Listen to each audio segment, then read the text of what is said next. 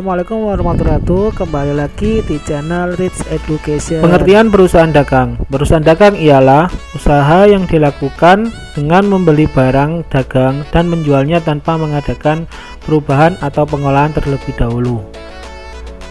Jadi perusahaan dagang di sini pengertiannya itu adalah kalian nanti sebagai perantara. Jadi kalau misalkan kalian memiliki perusahaan dagang, maka kalian di sini adalah sebagai perantara yang menjual barang kepada konsumen. Nah, di sini kalian tidak perlu melakukan pengolahan seperti kalau misalkan pada perusahaan jasa. Akan tetapi dalam penjurnalannya nanti perusahaan dagang itu berbeda dengan perusahaan jasa ya teman-teman. Jadi kalau di sini adalah contohnya adalah Indomaret. Jadi kalau misalkan kalian di Indomaret itu kalian membeli barang itu kan sebenarnya bukan barang dari produksi dari Indomaret tersebut, tapi merupakan barang dari produksi berbagai macam perusahaan yang kemudian itu ditaruh di Indomaret kemudian diperjualbelikan kepada masyarakat. Itulah contoh perusahaan dagang dalam prakteknya. Nah, di sini kita akan belajar juga mengenai akun-akun yang muncul dan bagaimana cara penjurnalannya, yaitu di sini adalah membahas tentang penjurnalan di jurnal khusus pada perusahaan dagang. Oke, langsung saja. Pada dasarnya intinya kalau perusahaan dagang itu kalian tidak perlu memproduksi barang, jadi kalian hanya fokus membeli barang kemudian menjualnya dengan harga yang lebih tinggi pastinya dari ketika kalian membeli barang tersebut. Nah, tapi juga kalian juga harus ingat dalam pengelolaan keuangannya juga itu berbeda, karena nanti juga akan ada biaya untuk memperoleh barang tersebut dan berapa kalian dapat menjual barang dagang yang kalian beli dengan harga awalnya, seperti itu. Oke, langsung saja selanjutnya. Nah, di sini kegiatan utama perusahaan dagang. Di sini saya membedakannya ada 4 ya teman-teman. Jadi ada pembelian, pengeluaran uang, penjualan, dan penerimaan uang. Yang pertama kita bahas dulu di sini adalah mengenai pembelian. Dimana di sini pembelian adalah aktivitas pembelian yang dilakukan di perusahaan dagang, antara lain adalah pembelian aset perusahaan, hampir sama ya. Di perusahaan jasa juga melakukan hal tersebut, pembelian perlengkapan atau merchandise, dan pembelian barang lainnya berkaitan dengan aktivitas bisnis tersebut. Jadi pada dasarnya kegiatan perusahaan dagang yang paling utama yang jelas adalah membeli barang dagangnya, kemudian juga menyiapkan aset-asetnya, entah itu gedung untuk kalian berjualan ataupun mungkin etalase yang digunakan untuk berjualan. Nah, itu adalah hampir sama. Kalau misalkan di perusahaan jasa itu adalah perlengkapan juga butuh kalian beli, ya kan. Nah, yang selanjutnya adalah aktivitas pengeluaran uang, di mana ini terkait dengan akun kas, hampir sama teman-teman. Jadi kalau di perusahaan dagang itu juga menggunakan akun kas pada saat transaksi-transaksi yang terjadi terkait dengan adanya uang masuk ataupun uang keluar. Di sini pengeluaran uang itu kan ada misalkan di sini ada yang namanya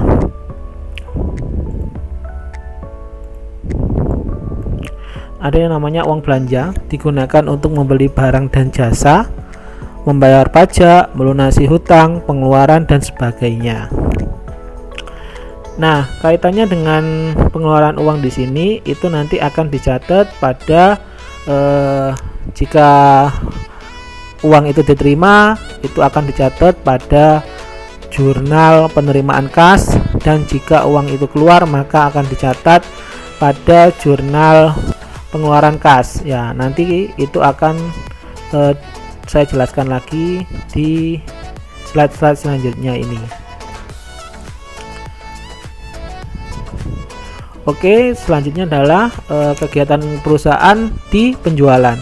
Perusahaan menjual barang dagangan, jelas ini harus dilakukan oleh perusahaan untuk mendapatkan laba dan untuk keberlangsungan kegiatan perusahaan. Perusahaan akan mendapatkan pendapatan. Ya, yang jelas pendapatan itu diterima atas selisih dari harga barang yang dibeli dengan kemudian barang dagang yang dijual. Nah, selanjutnya adalah penerimaan uang. Jadi seperti yang kegiatan yang tadi sebelumnya dijelaskan, ada namanya kegiatan pengeluaran uang, pasti ada kegiatan penerimaan uang karena kalian melakukan transaksi penjualan. Nah, terkait penjualan di sini berupa penjualan yang jelas adalah penjualan barang dagang, di mana nanti kalian akan menerima penjualan barang dagang tersebut yang berupa uang tunai, dan nanti entah itu nanti pembayarannya secara kredit ataupun tunai. Kalau kredit berarti kalian memperoleh nanti namanya piutang, tapi kalau misalkan dengan tunai pastinya kalian akan memperoleh kas, di mana kas pada perusahaan kalian akan bertambah seperti itu. Next, di sini yang tidak kalah penting, di mana mungkin kalau kalian kemarin sudah mempelajari tentang akun-akun perusahaan dagang di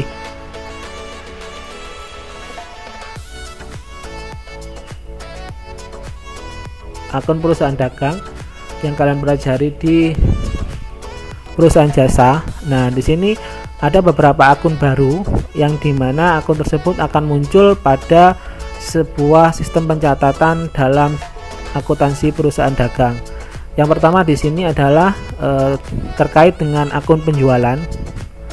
Di sini adalah digunakan untuk mencatat kegiatan menjual barang dagang secara kredit atau cash. Jadi nanti akun penjualan ini mencatat hal tersebut. Kemudian selanjutnya adalah pembelian. Tentu saja pembelian adalah kegiatan memperoleh barang dagang secara kredit atau cash. Itu nanti kalian catat dalam akun pembelian. Persediaan barang dagang. Jadi persediaan barang dagangan itu adalah akun yang digunakan perusahaan untuk mengetahui persediaan barang dagangan yang dimiliki baik dari pembelian atau sisa penjualan. Yang selanjutnya adalah di sini harga pokok penjualan. Di situ adalah penjelasannya keseluruhan harga persediaan barang dagang yang dijual dengan menghitung harga perolehan barang yang dibeli.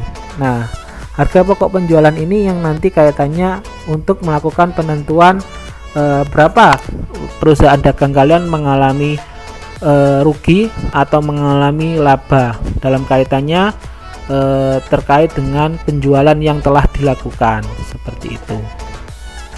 Nah, di sini selanjutnya adalah akun beban angkut penjualan. Beban angkut penjualan. Nah, dalam perusahaan jasa itu kan mungkin tidak diperhitungkan tentang beban angkut secara terpisah ya, karena ini memang beban angkut penjualan ini masuk ke dalam operasional perusahaan dagang, artinya bukan di beban yang seperti biasa pada di perusahaan jasa. Jadi ini dalam pengelompokannya nanti perhitungannya itu berbeda ya teman-teman. Ini masuk ke dalam operasional penjualan. Jadi tidak mengurangi langsung di beban angkut penjualan, tapi pada dasarnya nanti pemasukannya debit kreditnya itu sama. Jadi beban angkut penjualan yang perlu kalian pahami itu muncul ketika ada beban yang muncul atas pengangkutan penjualan barang dagang, baik itu secara kredit atau secara cash.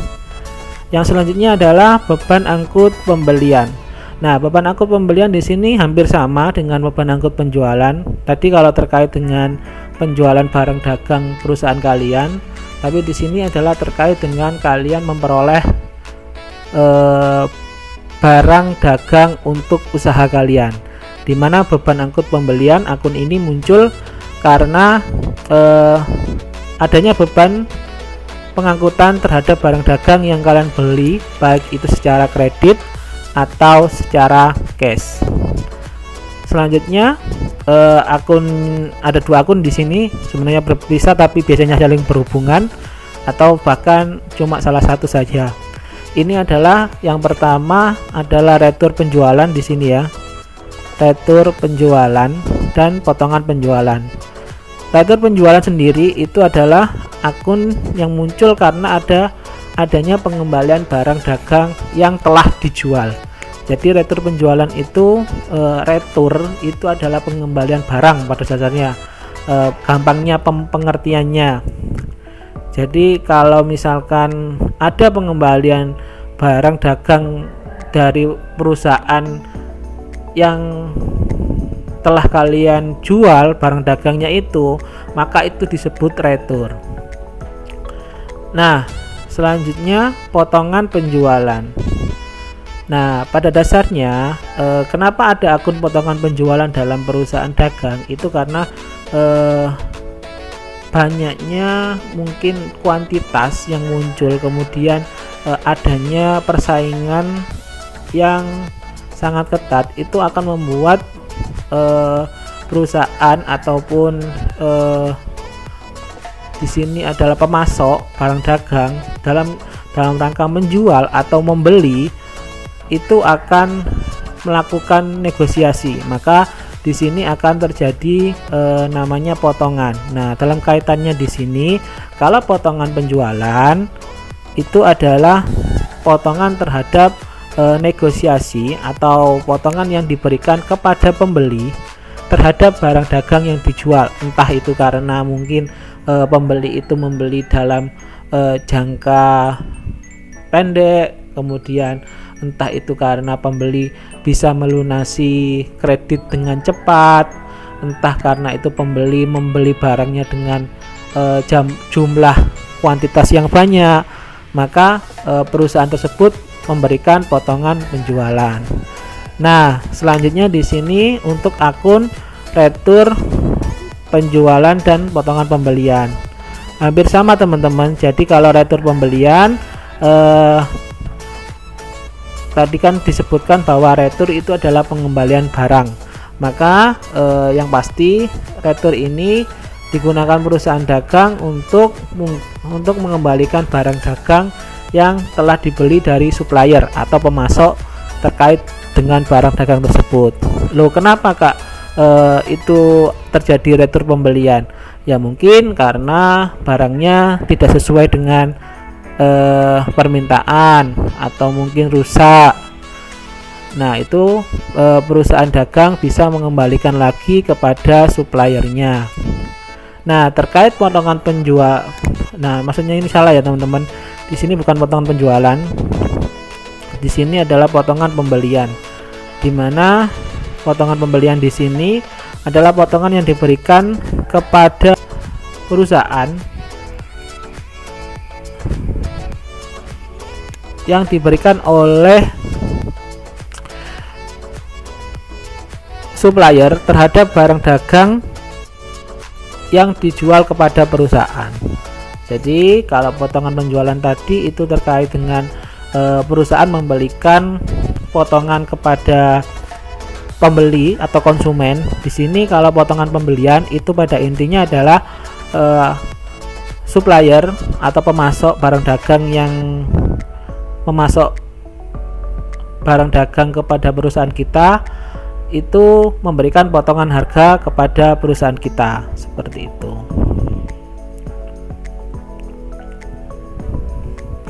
Nah, sekarang masuk ke dalam tahap pencatatan ya.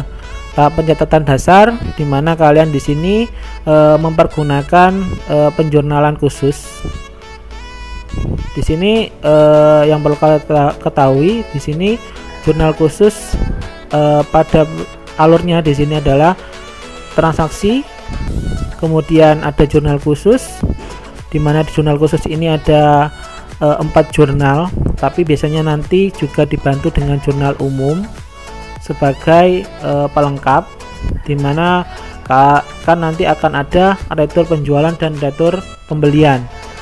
Nantinya di retur penjualan dan pembelian itu masuk ke dalam jurnal umum, karena itu tidak bisa dimasukkan pada jurnal pembelian, jurnal penjualan, jurnal pengeluaran kas, jurnal penjualan maupun jurnal penerimaan kas. Kemudian setelah terjadi penyusunan baik itu jurnal pembelian, pengeluaran kas, penjualan, penerimaan kas, dan jurnal umum, itu adalah langkah selanjutnya adalah kalian merekapnya kepada di buku besar, yang kemudian kalian menghasilkan neraca saldo, yang setelah itu kalian bisa menghitung kertas kerjanya. Dalam artian di sini kertas kerja adalah laporan keuangannya, baik itu perubahan modal ataupun kalian menghitung berapa keuntungan atau perusahaan itu mengalami laba atau rugi. Nah, itu ada di kertas kerja, dalam artian di laporan laba ruginya. Oke, langsung saja ke tahap penjurnalan ya teman-teman dalam perusahaan dagang. Terkait dengan di sini yang kita bahas adalah jurnal khususnya. Nah, seperti yang saya bilang, ini adalah pemahaman mengenai jurnal yang muncul dalam perusahaan dagang terkait dengan jurnal khusus. Di sini yang pertama ada JKM teman-teman. Nah, pengertiannya di sini adalah jurnal JKM itu singkatan dari jurnal kas masuk, di mana jurnal tersebut merupakan jurnal penerimaan kas memiliki fungsi untuk mencatat transaksi penerimaan kas. Jadi JKM ini hanya mencatat transaksi yang terjadi pada perusahaan terkait dengan adanya penerimaan kas masuk atau uang tunai yang diterima, entah itu dari penjualan, entah itu dari pinjaman. Nah, intinya yang ada kas masuknya.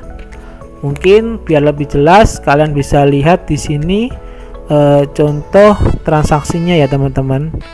Di sini ada contoh jurnal penerimaan kas pada periode April 2020.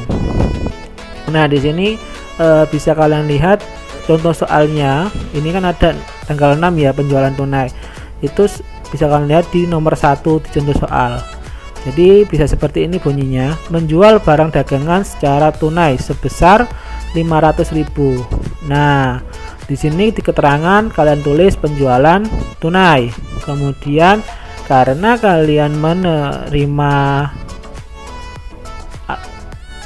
menerima pendapatan atau menerima hasil penjualan, maka otomatis kas dari kalian itu akan bertambah ya teman-teman.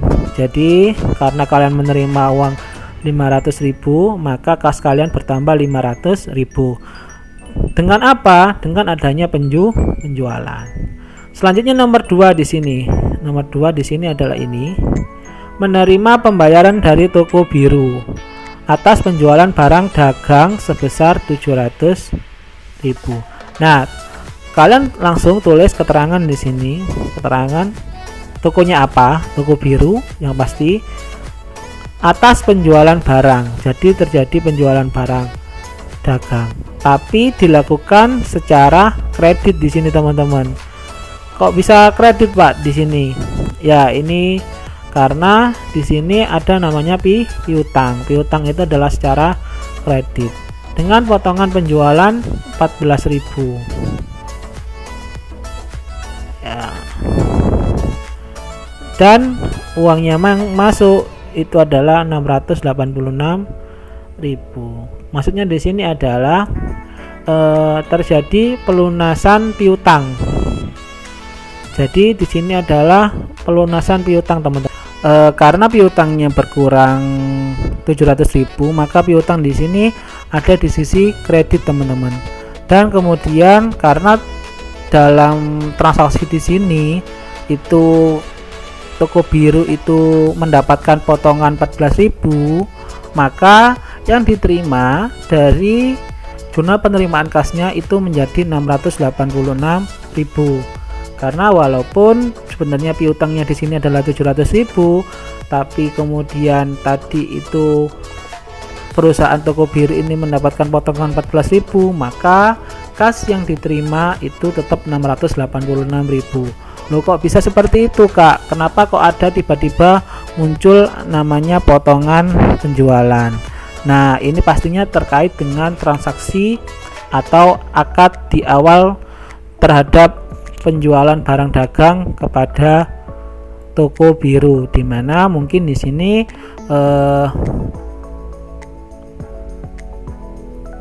ketika penjualan barang tersebut perusahaan itu berjanji akan memberikan potongan sebesar 14.000 pada saat pelunasan, entah itu karena pelunasannya itu dilakukan secara tepat atau memang dari pembelian jumlah kuantitas yang banyak. Pada dasarnya di sini adalah di nomor 2 itu kalian menerima pelunasan piutang dengan adanya potongan penjualan. Lanjut ke nomor 3 ya, atau di sini di soal itu adalah di jurnalnya adalah tanggal 26, di mana pinjaman bank di sini berarti perusahaan kalian melakukan pinjaman. Otomatis kalau perusahaan kalian melakukan pinjaman itu berarti kalian menerima uang. Nah, di sini adalah pinjaman bank. Jadi kalau menerima uang tetap kalian memasukkannya pada jurnal khusus penerimaan kas, di mana yang kalian diterima di sini adalah 2.500.000. Jadi langsung saja akun lainnya di sini maksudnya adalah bisa kalian tulis akun lainnya atau mungkin kalian tulis secara langsung kreditnya adalah utang bank, karena utang bank di sini adalah bertambah dengan adanya penambahan kas juga 2.500.000. Nah, yang tidak kalah penting di sini jangan sampai lupa antara kolom debit dan antara kolom di kredit itu harus hasilnya sama ya, harus hasilnya sama. Kalau misalkan dari perkiraan debit kredit saja sudah tidak sama, maka bisa diambil kesimpulan jurnal kalian itu pasti salah. Oke, jadi kalian harus teliti dalam penjurnalannya. Ini hampir sama dengan kalau kalian mengerjakan jurnal pada perusahaan jasa.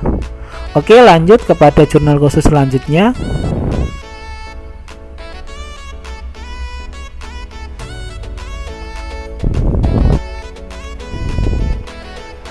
Nah, jurnal khusus selanjutnya adalah yang kita bahas adalah jurnal kas keluar, kependekan dari JKK ya di sini teman-teman.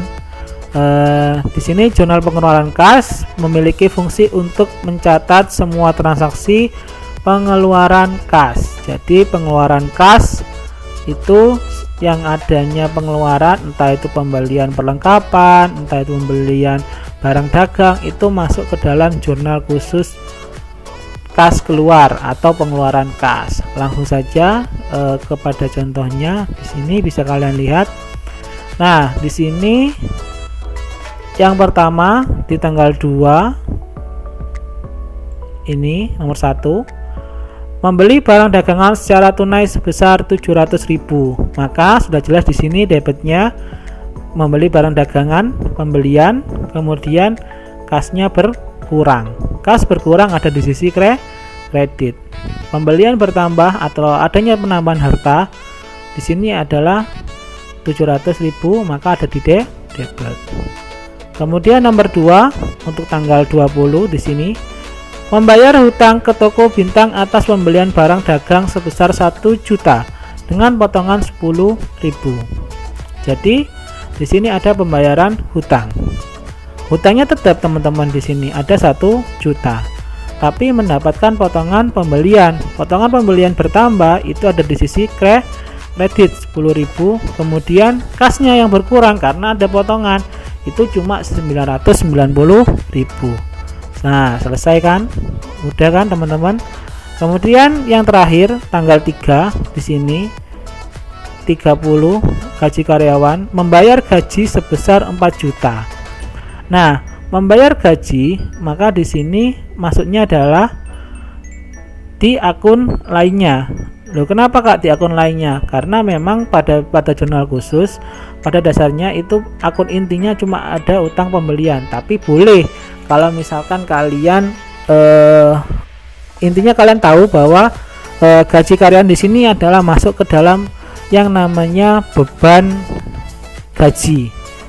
Nah, entah kalian buatkan kolom sendiri atau kalian jadikan satu dengan akun lainnya, itu terserah kalian, nggak apa-apa teman-teman. Tapi kalian harus tahu itu intinya gaji karyawan itu masuk ke dalam akun lainnya, dimana akun lainnya di sini ada, nanti mungkin bisa dibagi menjadi 3 di sini nanti teman-teman. Sebenarnya di sini ada akun, terus kemudian ada nominalnya, biar kalian tidak tahu, karena memang di jurnal khusus itu hanya ada utang sama pembelian.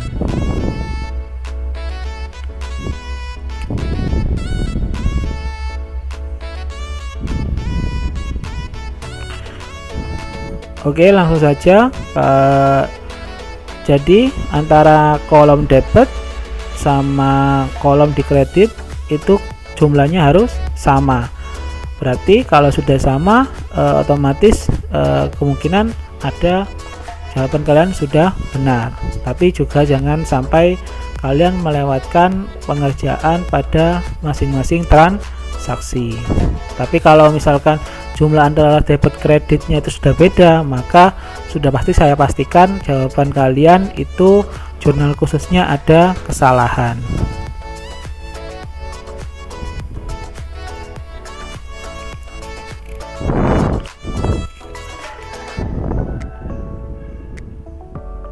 Selanjutnya di sini adalah jurnal khusus penjualan atau disingkat jurnal jual atau JJ ya teman-teman. Di mana jurnal penjualan memiliki fungsi untuk mencatat semua transaksi penjualan secara kredit. Jadi transaksi penjualan barang dagang atau apapun itu secara kredit itu masuk kepada jurnal penjualan. Nah, bisa langsung saja kita lihat contohnya teman-teman. Nah, di sini ada 2 contoh, di mana toko Matahari sama toko Lili. Di sini yang jelas ada syarat pembayaran, kolomnya ada jumlah piutang dan penjualan. Di sini menjual barang dagang secara kredit, otomatis piutang kita bertambah yaitu 700.000, dan adanya penjualan maka penjualan bertambah sebesar 700.000.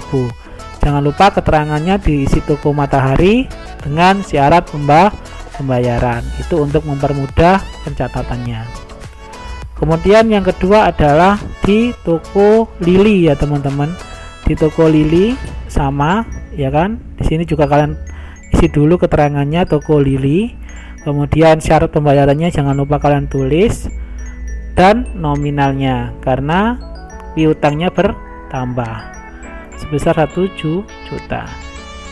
Kenapa piutang bertambah? Karena perusahaan toko Lili ini membeli barang kepada kita tapi belum melakukan pelunasan secara tunai. Nah, Kak, di sini apa yang dimaksud dengan syarat pembayaran di sini? Nah, syarat pembayaran di sini adalah, ini bisa dibaca teman-teman, bukan 1/10 atau N/60. Di sini kalau misalkan di toko Matahari ya kan, kalian lihat di toko Matahari dulu. Ini kan ada syarat pembayaran, di mana syarat pembayaran di sini bacanya itu adalah dari sini teman-teman, dari awal. 2 itu adalah 2% jika perusahaan melunasi 10 hari setelah tanggal transaksi, berarti sampai tanggal 15. Jadi misalkan toko Matahari nanti bisa melunasi pembeliannya terhadap toko kita selama kurun waktu 10 hari itu, maka piutangnya itu akan mendapatkan potongan sebesar 2%. Dengan batas waktu N/30, itu adalah batas waktunya teman-teman. N/30 di sini adalah batas waktu hutang dari toko Matahari, ya. Ingat hutang dari toko Matahari itu adalah 30 hari. Kalau di sini toko Lili karena N/60, maka batasnya adalah 60 hari. Dan jika misalkan toko Lili ini melunasi hutang pembeliannya terhadap kita dalam jangka waktu 10 hari, ya kan, di sini 1/10, maka dia akan memperoleh potongan 1%. Nah, ini akan nanti nyangkut dengan penjurnalan yang ada pada jurnal penerimaan kas. Hubungannya jurnal penjualan di sini, khusus jurnal ini nanti akan berkaitan dengan jurnal penerimaan kas terkait dengan adanya pembayaran piutang seperti itu. Oke, kita lanjut ke slide selanjutnya.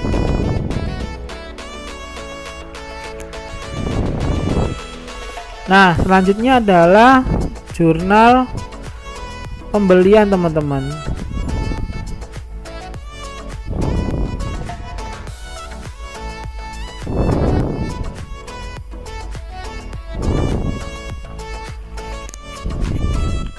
Selanjutnya di sini adalah jurnal pembelian, ya, atau disingkat dengan JB atau jurnal beli. Jurnal beli di sini memiliki fungsi untuk mencatat semua transaksi pembelian secara kredit. Jadi semua transaksi dalam perusahaan secara kredit dicatat pada jurnal khusus pembelian. Langsung saja.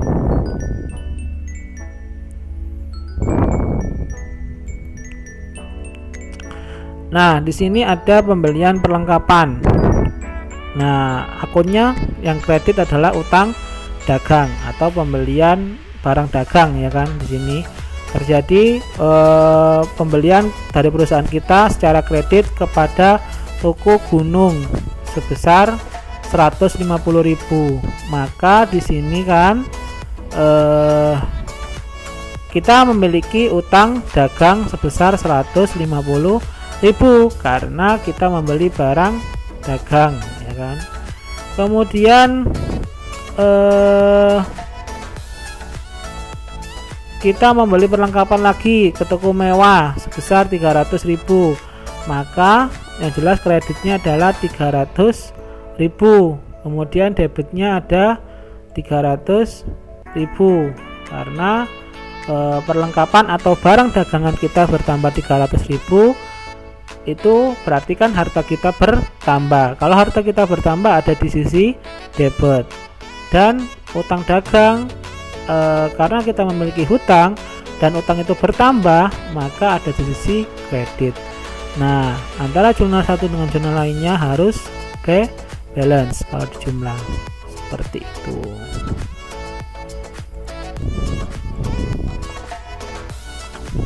Oke. Yang terakhir di sini adalah jurnal umum, di mana jurnal umum pada jurnal khusus perusahaan dagang memiliki fungsi untuk mencatat transaksi retur penjualan dan retur pembelian secara kredit, ya kan. Jadi di sini yang dicatat adalah retur pembelian dan retur penjualan secara kredit. Di mana kalau retur penjualan bertambah ada di sisi debit, kemudian mempengaruhi piutang usaha yang berkurang karena di sini kalau penjualan kita dikembalikan, otomatis piutang usaha yang kita miliki itu juga akan berkurang karena adanya pengembalian barang dagangan. Maka dari itu di sini analisisnya retur penjualan bertambah itu debit, piutang usaha berkurang secara kredit.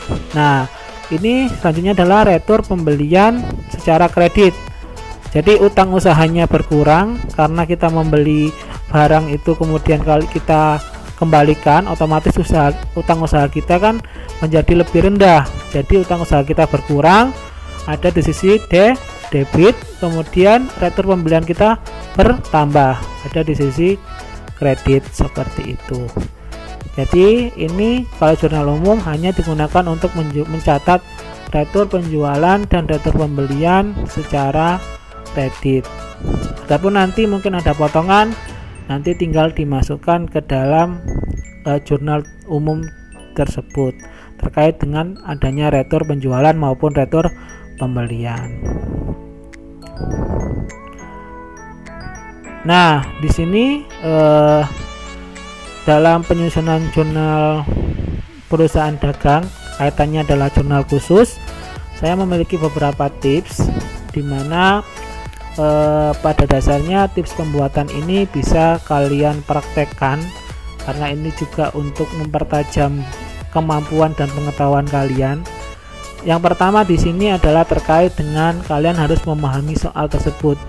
Sebenarnya secara dasar antara soal perusahaan jasa dan perusahaan dagang itu sama teman-teman, cuma memang ada beberapa akun yang memiliki perbedaan, karena yang satunya adalah terkait dengan pelayanan jasa atau menciptakan jasa, tapi di sini yang satunya adalah kalian bagaimana cara memperoleh barang dagang yang baik, yang sesuai, dan kemudian kalian menjualnya dengan selisih harga yang baik pula, di mana harga tersebut bisa menutupi keberlangsungan operasional perusahaan kalian atau bahkan bisa mengembangkan usaha kalian terkait dengan perusahaan barang dagang. Yang pertama adalah pahami soal, di mana baca secara berulang untuk mendapatkan pemahaman yang baik. Ini kaitannya adalah terkait dengan akun-akun baru, misalkan penjualan barang dagang, kemudian terkait dengan akun apa saja yang ada dalam soal tersebut, bagaimana kalian membaca notanya. Nah, itu kalian harus memahami itu. Yang kedua adalah lakukan analisis. Analisis tadi ada seperti yang tadi teman-teman, misalkan terjadi pembelian barang secara kredit, berarti itu kira-kira akun apa saja yang muncul, apakah akun penjualan atau pembelian. Kalau pembelian secara kredit yang muncul artinya adalah akun pembelian, dan akun apa teman-teman? Akun utang dagang, karena perusahaan kita melakukan pembelian secara kredit. Nah, pemikiran seperti ini baru bisa kalian dapatkan ketika kalian sudah bisa menghafal atau sudah memahami dari soal, ataupun kalian sudah berulang kali mempraktekkan mengerjakan soal. Jadi tidak bisa langsung serta-merta kalian bisa melakukan analisis di luar kepala tanpa melakukan praktek. Yang ketiga untuk mempermudah, dan ini untuk pemula, adalah tulislah analisis. Jadi nggak apa-apa pertama kali, misalkan saya dulu juga mengerjakan akuntansi, itu tidak akan bisa membaca sebuah soal dengan hanya mengangan-angan. Jadi saya perlu membaca rumus, perlu kemudian langsung mencatatnya biar tidak lupa. Tapi seiring dengan perkembangan waktu, hasil analisismu itu nanti tanpa harus kalian tulis pun, atau tanpa harus kalian melihat rumus, dengan hanya membaca soal, maka kalian sudah bisa menaksirkan atau melakukan analisis akun apa saja yang masuk dalam penjurnalan tersebut. Jadi kalau kalian hanya melihat soal sekilas gitu aja, kalian akan bisa melakukan identifikasi akun apa saja itu yang bisa masuk ke dalam jurnal apa. Itu tentunya membutuhkan waktu dan proses. Tapi di sini pemberian tips saya adalah gak apa-apa, tulis analisis dulu, tulis, lihat rumus, lihat contoh, itu yang bisa membuat kalian, kemampuan kalian akan semakin bertambah. Yang keempat adalah masukkan ke dalam jurnal. Yang terakhir di sini adalah maksudnya adalah kalian tentunya setelah melakukan analisis kalian akan lebih mudah atau lebih meminimalisir terjadinya kesalahan ketika memasukkan ke dalam jurnal, karena kalian tidak melakukan angan-angan teman-teman. Kalian tinggal melakukan input secara manual dengan memperhatikan tulisan analisis yang sudah kalian tulis mungkin di buku yang berbeda atau mungkin di buku ortoretan. Nah, itu kan bisa mengurangi, tapi pada dasarnya kalian pun juga bisa berpikir ulang apakah sudah benar pemasukan input akun pada jurnal yang kalian kerjakan. Jadi itulah 4 tips yang mungkin bisa kalian gunakan dalam hal apapun teman-teman. Sebenarnya ini juga bisa untuk jurnal-jurnal yang lain, artinya semua itu ada prosesnya dan kemudian akan berkembang seiring dengan pemahaman kalian dan praktek kalian. Saya rasa cukup untuk presentasi.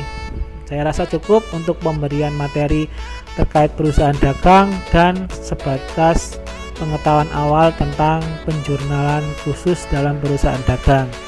Saya akhiri. Jika ada pertanyaan silakan kalian tanyakan pada kolom komentar. Semoga bermanfaat.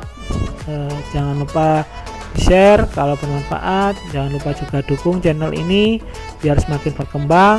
Saya rasa cukup sampai di sini. Terima kasih. Wassalamualaikum warahmatullahi wabarakatuh.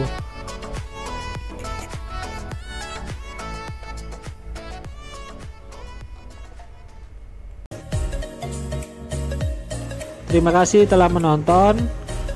Jangan lupa jika ini bermanfaat bisa di subscribe, kemudian silakan komentar untuk video selanjutnya.